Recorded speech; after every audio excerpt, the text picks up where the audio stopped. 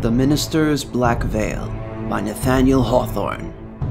The sexton stood in the porch of Milford Meeting House, pulling busily at the bell rope. The old people of the village came stooping along the street. Children with bright faces tripped merrily beside their parents, or mimicked a graver gait in the conscious dignity of their Sunday clothes. Spruce bachelors looked sidelong at the pretty maidens, and fancied that the Sabbath sunshine made them prettier than on weekdays. When the throng had mostly stemmed into the porch, the sexton began to toll the bell, keeping his eye on the Reverend Mr. Hooper's door. The first glimpse of the clergyman's figure was the signal for the bell to cease its summons. "But what has the good Parson Hooper got upon his face?" cried the sexton in astonishment.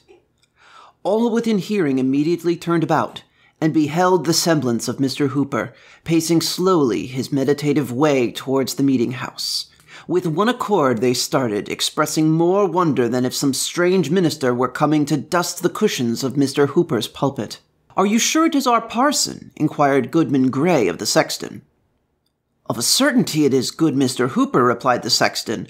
"He was to have exchanged pulpits with Parson Shute of Westbury, but Parson Shute sent the excuse himself yesterday, being to preach a funeral sermon." The cause of so much amazement may appear sufficiently slight.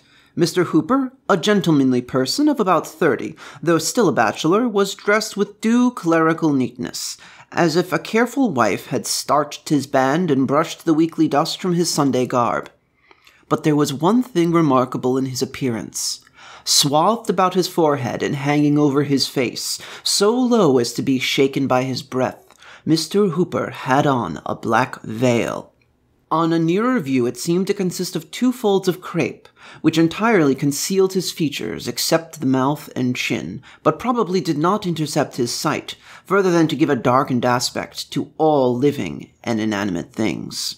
With this gloomy shade before him, good Mr. Hooper walked onward, at a slow and quiet pace, stooping somewhat and looking on the ground, as is customary with abstracted men, yet nodding kindly to those of his parishioners who still waited on the meeting-house steps. But so wonder-struck were they that his greeting hardly met with a return. "I can't really feel good if Mr. Hooper's face were behind that piece of crape," said the sexton. "I don't like it," muttered an old woman, as she hobbled into the meeting-house. "He has changed himself into something awful, only by hiding his face." "Our parson has gone mad!" cried Goodman Gray, following him across the threshold. A rumor of some unaccountable phenomenon had preceded Mr. Hooper into the meeting-house, and set all the congregation astir. Few could refrain from twisting their heads towards the door. Many stood upright and turned directly about, while several little boys clambered upon the seats and came down again with a terrible racket. There was a general bustle, a rustling of the women's gowns and shuffling of the men's feet, greatly at variance with those hushed repose which should be attended the entrance of the minister. But Mr. Hooper appeared not to notice the perturbation of his people. He entered with an almost noiseless step, bent his head mildly to the pews on either side, and bowed as he passed his oldest parishioner, a white-haired great-grandsire, who occupied an armchair in the center of the aisle. It was strange to observe how slowly this venerable man became conscious of something singular in the appearance of his pastor. He seemed not to fully partake of the prevailing wonder, till Mr. Hooper had ascended the stairs and showed himself to the pulpit, face to face with his congregation, except for the black veil. That mysterious emblem was never once withdrawn. It shook with his measured breath. As he gave out the psalm, it threw its obscurity between him and the holy page as he read the scriptures. And while he prayed, the veil lay heavily upon his uplifted countenance. Did he seek to hide it from the dread being with whom he was addressing? Such was the effect of this simple piece of crape, that more than one woman of delicate nerves was forced to leave the meeting-house. Yet perhaps the pale-faced congregation was almost as fearful a sight to the minister as his black veil to them. Mr. Hooper had the reputation of a good preacher, but not an energetic one. He strove to win his people heavenward by mild, persuasive influences, rather than to drive them thither by the thunders of the word. The sermon which he now delivered was marked by the same characteristics of style and manner as the general series of his pulpit oratory. But there was something, either in the sentiment of the discourse itself, or in the imagination of the auditors, which made it greatly the most powerful effort that they had ever heard from their pastor's lips. It was tinged, rather more darkly than usual, with the gentle gloom of Mr. Hooper's temperament. The subject had reference to secret sin, and those sad mysteries which we hide from our nearest and dearest, and would fain conceal from our own consciousness, ever forgetting that the Omniscient can detect them. A subtle power was breathed into his words. Each member of the congregation, the most innocent girl, the man of hardened breast, felt as if the preacher had crept upon them behind his awful veil, and discovered their hoarded iniquity of deed or thought. Many spread their clasped hands upon their bosoms, yet there was nothing terrible in what Mr. Hooper had said, at least no violence, and yet, with every tremor of his melancholy voice, the hearers quaked. An unsolicited pathos came hand in hand with awe. So sensible were the audience of some unwonted attribute in their minister, that they longed for a breath of wind to blow alongside the veil, almost believing that the stranger's visage would be discovered, though the form, gesture, and voice were those of Mr. Hooper. At the close of the services, the people hurried out with indecorous confusion, eager to communicate their pent-up amazement, and conscious of lighter spirits the moment they lost sight of that black veil. Some gathered in little circles, huddled closely together with their mouths all whispering in the center. Some went homeward alone, wrapped in silent meditation. Some talked louder, and profaned the Sabbath day with ostentatious laughter. A few shook their sagacious heads, intimating that they could penetrate the mystery, while one or two affirmed that there was no mystery at all, only that Mr. Hooper's eyes were so weakened by the midnight lamp as to require a shade. After a brief interval, forth came good Mr. Hooper also, in the rear of his flock. Turning his veiled face from one group to another, he paid due reverence to the hoary heads, saluted the middle-aged with kind dignity as their friend and spiritual guide, greeted the young with mingled authority and love, and laid his hands on the little children's heads to bless them. Such was always his custom on the Sabbath day. Strange and bewildered looks repaid him for his courtesy. None, as on former occasions, aspired to the honor of walking by the pastor's side. Old Squire Saunders, doubtless by an accidental lapse of memory, neglected to invite Mr. Hooper to his table, where the good clergyman had been wont to bless the food, almost every Sunday since his settlement. He returned, therefore, to the parsonage, and at the moment of closing his door was observed to look back upon the people, all of whom had their eyes fixed upon the minister. A sad smile gleamed faintly from beneath the black veil, and flickered about his mouth, glimmering as he disappeared. "How strange," said a lady, "that a simple black veil, such as any woman might wear on her bonnet, should become such a terrible thing on Mr. Hooper's face."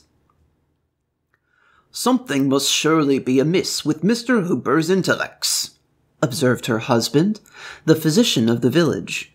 "But the strangest part is the effect of this vagary, even upon a sober-minded man like myself.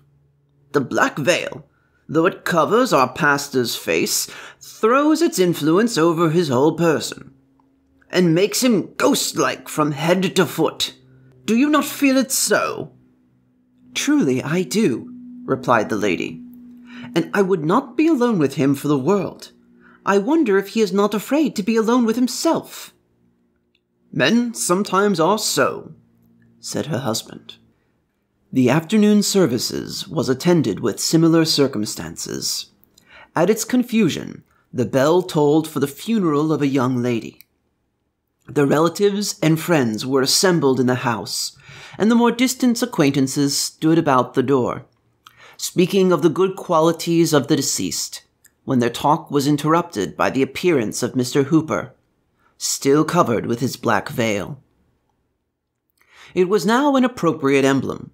The clergyman stepped into the room where the corpse was laid, and bent over the coffin to take a last farewell of his deceased parishioner.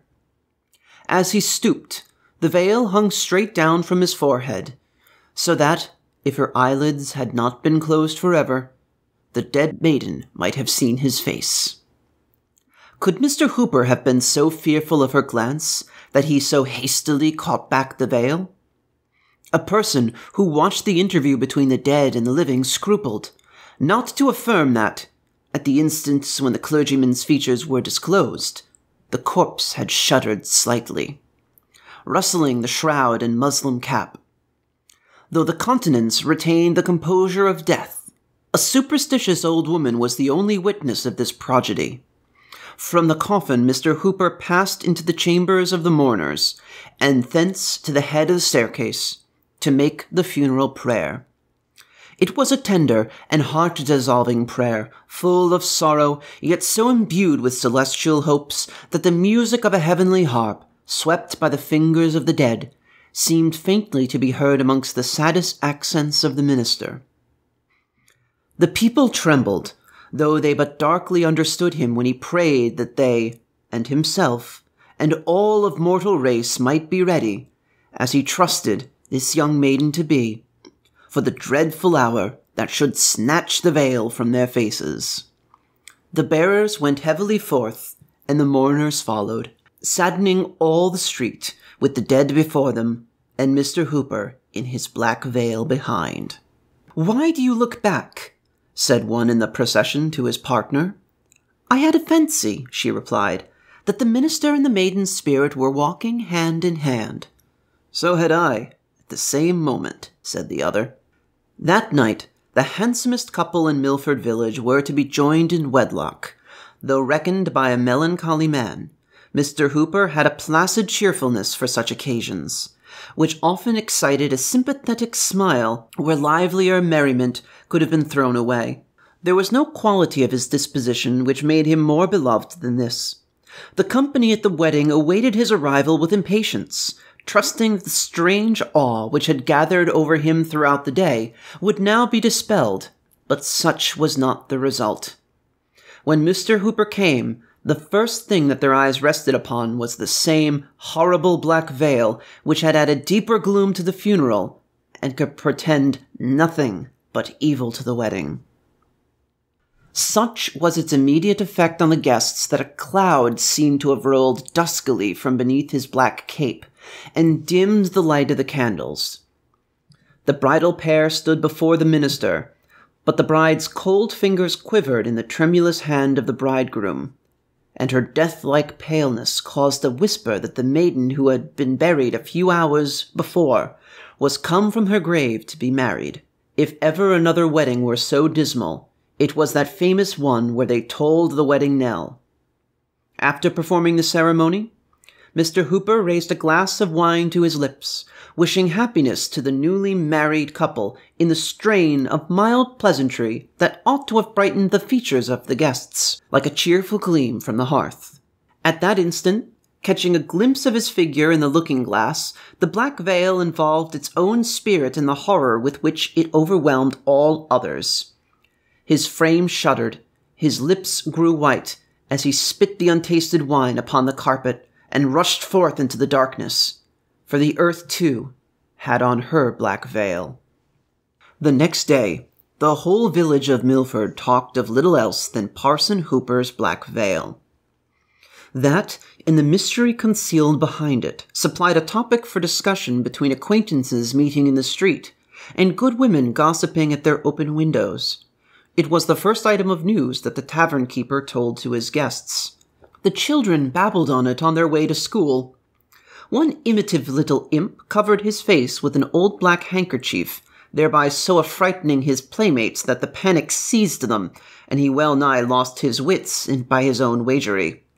It was remarkable that of all the busybodies and impertinent people in the parish, not one ventured to put the plain question to Mr. Hooper.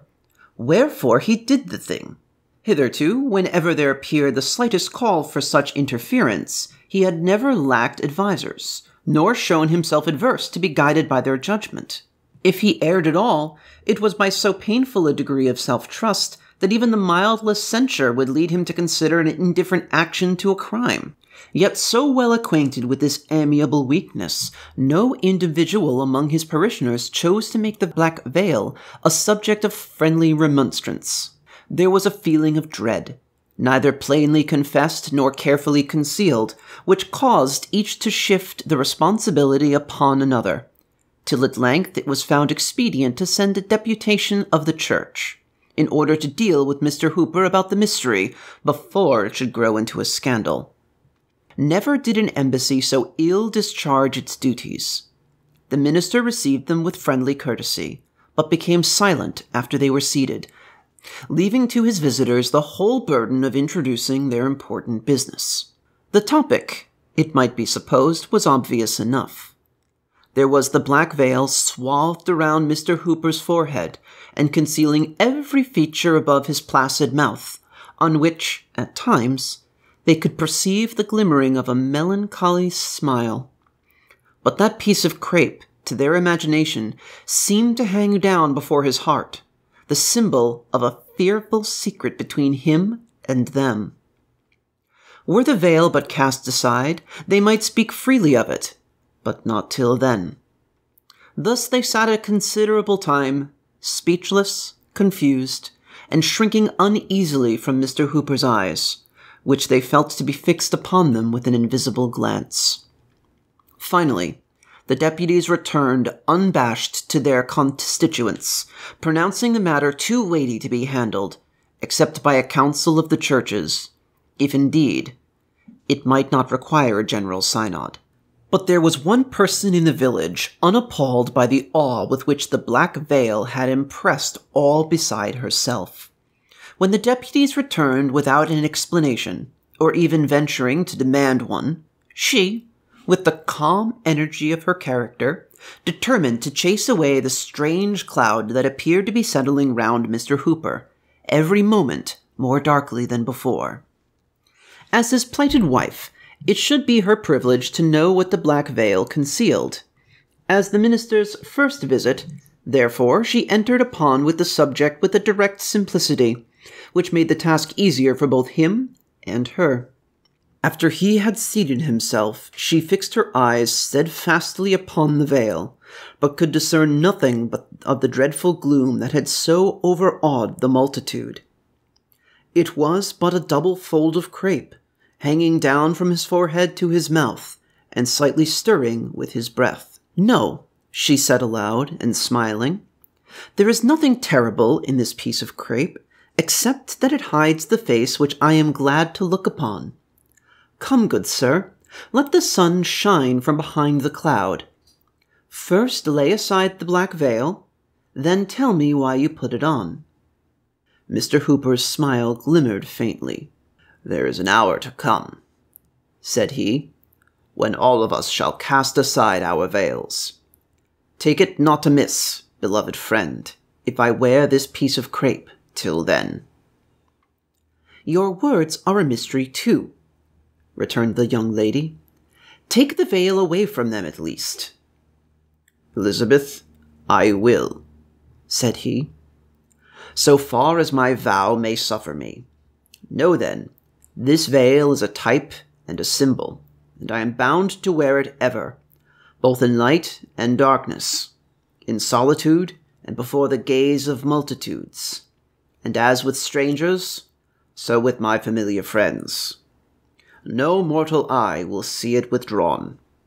The dismal shade must separate me from the world. Even you, Elizabeth, you can never come behind it." "What grievous affliction hath befallen you?" she earnestly inquired, "that you should thus darken your eyes forever?" "If it be a sign of mourning," replied Mr. Hooper, "I, perhaps, like most other mortals, must have sorrows dark enough to be typified by a black veil." "But what if the world will not believe this is the type of an innocent sorrow?" urged Elizabeth. "Beloved and respected as you are, there may be whispers that you hide your face under the consciousness of a secret sin. For the sake of your holy office, do away with this scandal." The color rose into her cheeks as she intimated the nature of the rumors that were already abroad in the village. But Mr. Hooper's mildness did not forsake him. He even smiled again, the same sad smile which always appeared like a faint glimmering light proceeding from the obscurity beneath the veil. "If I hide my face for sorrow, there is cause enough," he merely replied. "And if I cover it for secret sin, what mortal might not do the same?" And with this gentle but unconquerable obstinacy, he did resist all her entreaties. At last Elizabeth sat silent. For a few moments she appeared lost in thought, considering, probably, that this new method might be tried to withdraw her lover from so dark a fantasy, which, if it had no other meaning, was perhaps a symptom of mental disease. Though a firmer character than his own, the tears rolled down her cheeks. But, in an instant, as it were, a new feeling took the place of sorrow. Her eyes were fixed insensibly on the black veil, when, like a sudden twilight in the air, its terrors fell all around her. She arose and stood trembling before him. "And do you feel it then, at last?" he said mournfully. She made no reply, but covered her eyes with her hand and turned to leave the room. He rushed forward and caught her arm. "Have patience with me, Elizabeth," he cried passionately. "Do not desert me. Though this veil must be between us here on earth, be mine, and hereafter there shall be no veil over my face, no darkness between our souls. It is but a mortal veil. It is not for eternity. Oh, you know not how lonely I am, and how frightened, to be alone forever behind my black veil. Do not leave me in this miserable obscurity forever." "Lift the veil but once, and look me in the face," said she. "Never! I cannot," replied Mr. Hooper. "Then farewell," said Elizabeth. She withdrew her arm from his grasp and slowly departed, pausing at the door to give one long shuddering gaze that seemed almost to penetrate the mystery of the black veil. But, even amid his grief, Mr. Hooper smiled to think that only a material emblem had separated him from happiness, though the horrors, which it shadowed forth, must be drawn darkly between fondest of lovers. From that time, no attempts were made to remove Mr. Hooper's black veil, or, by a direct appeal, to discover the secret which it was supposed to hide. But persons who claimed a superiority to popular prejudice, it was reckoned merely an eccentric whim, such as often mingles with the sober actions of men otherwise rational, and tinges them with all its semblance of insanity. But with the multitude, good Mr. Hooper was irreparably a bugbear. He could not walk the street with any peace of mind. So conscious was he that the gentle and timid would turn aside to avoid him, and that others would make it a point of hardihood to throw themselves in his way. The impertinence of the latter class compelled him to give up his customary walk at sunset to the burial ground, for which he leaned pensively over the gate. There would always be faces behind the gravestones, peeping at his black veil. A fable went the rounds that the stare of the dead drove him thence. It grieved him to the very depths of his kind heart to observe how the children fled from his approach, breaking up their merriest sports, while his melancholy figure was yet afar off. Their instinctive dread caused him to feel more strongly than aught else that a preternatural horror was interwoven with the threads of the black crape. In truth, his own antipathy to the veil was known to be so great that he never willingly passed before a mirror, nor stooped to drink at a still fountain, lest in its peaceful bosom he should be affronted by himself. This is what gave plausibility to the whispers that Mr. Hooper's conscience had tortured him for some great crime too horrible to be entirely concealed. or otherwise than to so obscurely intimated. Thus, from beneath the black veil, there rolled a cloud into the sunshine, an ambiguity of sin or sorrow, which enveloped the poor minister, so that love or sympathy could never reach him. It was said that ghosts and fiend consorted with him there. With self-shudderings and outward terrors, he walked continually in its shadow, groping darkly within his own soul, or gazing through a medium that saddened the whole world. Even the lawless wind, it was believed, respected his dreadful secret, and never blew aside the veil. But still good Mr. Hooper sadly smiled at the pale visages of the worldly throng as he passed by.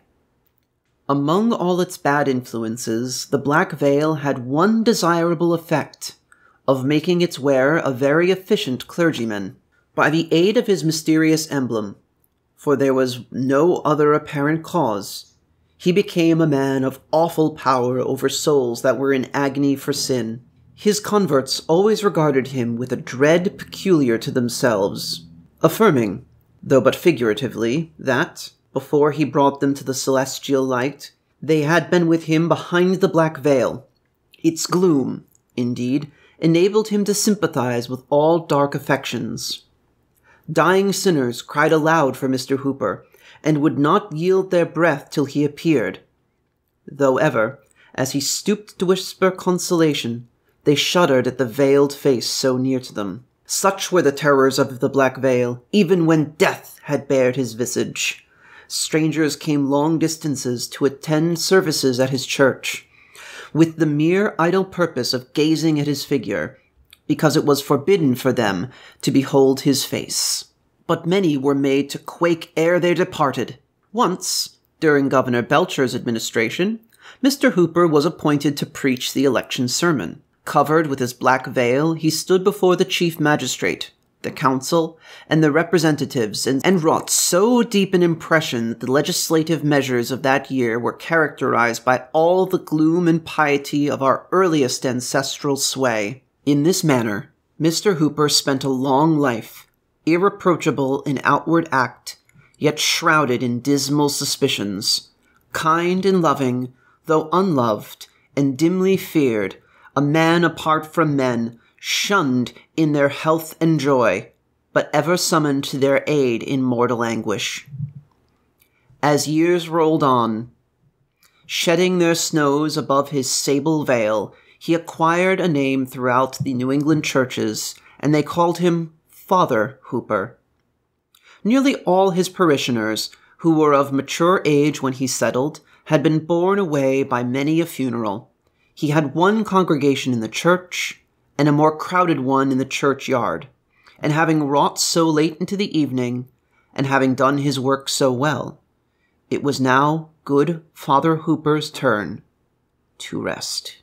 Several persons were visible by the shaded candlelight in the death chamber of the old clergyman. Natural connections he had none, but there was the decorously grave, though unmoved physician, seeking only to mitigate the last pangs of the patient whom he could not save. There were the deacons and other eminently pious members of his church. There, also, was the Reverend Mr. Clark of Westbury, a young and zealous divine, who had ridden in haste to pray by the bedside of the expiring minister. There was the nurse, no hired handmaiden of death, but one whose calm affection had endured thus long in secrecy, in solitude, amid the chill of age, and would not perish even at this dying hour. Who but Elizabeth? And there lay the hoary head of good Father Hooper upon the death-pillow, with the black veil still swathed about his brow, and reaching down over his face, so that each more difficult gasp of his faint breath caused it to stir. And all through life that piece of crape had hung between him and the world. It had separated him from cheerful brotherhood and woman's love, and kept him in the saddest of all prisons, his own heart. And still it lay upon his face, as if to deepen the gloom of his darksome chamber, and shade him from the sunshine of eternity. For some time previous, his mind had been confused, wavering doubtfully between the past and the present, and hovering forward, as it were, at intervals, to the indistinctness of the world to come. There had been feverish turns, which tossed him from side to side and wore away what little strength he had. But in his most convulsive struggles, and in the wildest vagaries of his intellect, when no other thought restrained his sober influence, he still showed an awful solicitude lest the black veil should slip aside. Even if his bewildered soul could have forgotten, there was a faithful woman at his pillow who, with averted eyes, would cover that aged face, which she had last beheld in the comeliness of manhood. At length the death-stricken old man lay quietly in the torpor of mental and bodily exhaustion, with an imperceptible pulse and a breath that grew fainter and fainter, except when a long, deep, and irregular inspiration seemed to prelude the flight of his spirit. The minister of Westbury approached the bedside. "Venerable Father Hooper," he said, "the moment of your release is at hand. Are you ready for the lifting of the veil that shuts in time from eternity?" Father Hooper at first replied merely by a feeble motion of his head. Then, apprehensive, perhaps, that his meaning might be doubtful, he exerted himself to speak. "Yes," said he, in faint accents. "My soul hath a patient weariness until that veil be lifted." "And it is fitting," resumed the Reverend Mr. Clark, "that a man so given to prayer, of such a blameless example, holy in deed and thought, so far as mortal judgment may pronounce, it is fitting that a father in this church should leave such a shadow of his memory, that may seem to blacken a life so pure. I pray you, my venerable brother, let this not be. Suffer us to be gladdened by your triumphant aspect as you go to your reward. Before the veil of eternity be lifted, let me cast aside this black veil from your face." And thus speaking, the Reverend Mr. Clark bent forward to reveal the mystery of so many years. But, exerting a sudden energy that made all the beholders stand aghast, Father Hooper snatched both his hands from beneath the bedclothes and pressed them strongly on the black veil, resolute to struggling if the minister of Westbury would contend with a dying man. "Never!" cried the veiled clergyman. "On earth! Never!" "Dark old man!" exclaimed the affrighted minister. "With what horrible crime upon your soul are you now passing on to judgment?" Father Hooper's breath heaved. It rattled in his throat, but, with a mighty effort, grasping forward with his hands, he caught hold of life and held it back till he should speak. He even raised himself in bed, and there he sat, shivering with the arms of death around him, while the black veil hung down, awful at this last moment, in the gathering terrors of a lifetime. And yet the faint, sad smile, so often there, now seemed to glimmer from its obscurity, and linger upon Father Hooper's lips. "Why do you tremble at me all alone?" cried he, turning his veiled face round to the circle of pale spectators. "Tremble also at each other. Have men avoided me, and women showed no pity, and children screamed and fled only for my black veil?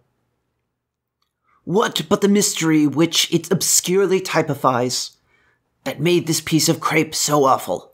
When the friend shows his innermost heart to his friend, the lover to his best beloved, when man does not vainly shrink from the eye of his Creator, loathsomely treasuring upon the secret of his sin, then deem me a monster, for the symbol beneath which I have lived and die.